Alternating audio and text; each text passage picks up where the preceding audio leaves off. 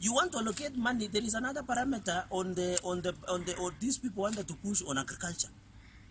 The allocation parameter based on agriculture. Why would you allocate money of agriculture to Nairobi City County and leave Nandi and Uasin Gishu and Trans Nzoia, where is the bread basket of the country? Which logic is that? And that is why the anomaly we need to rectify.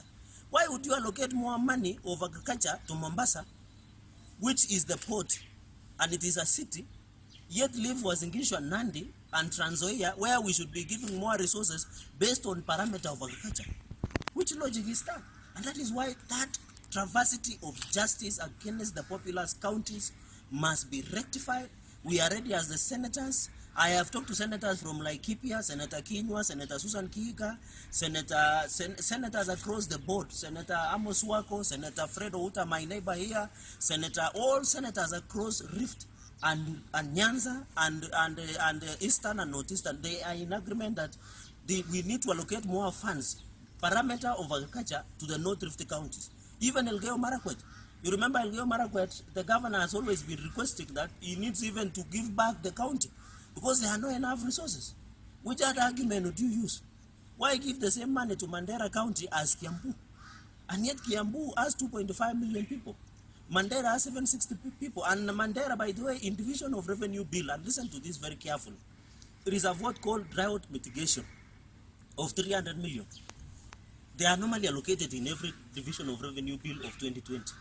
As from the areas like here in Nandi, we are suffering daily with floods and landslide. There is no fund that has been created for us.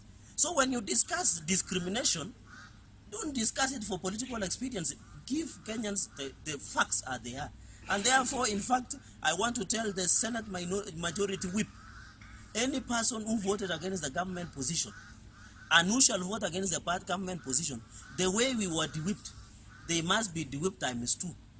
The de-whipping must happen like that one of Jesus Christ when he was being de-whipped by the people when he was just before crucifixion.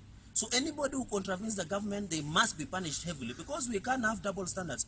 And therefore, I want to urge my friends from the senators from Northeastern and Eastern. By the way, the other senators who voted against us have apologized. The senators who are gaining and voted against the amendment, they have apologized. They will vote with us on Tuesday next week.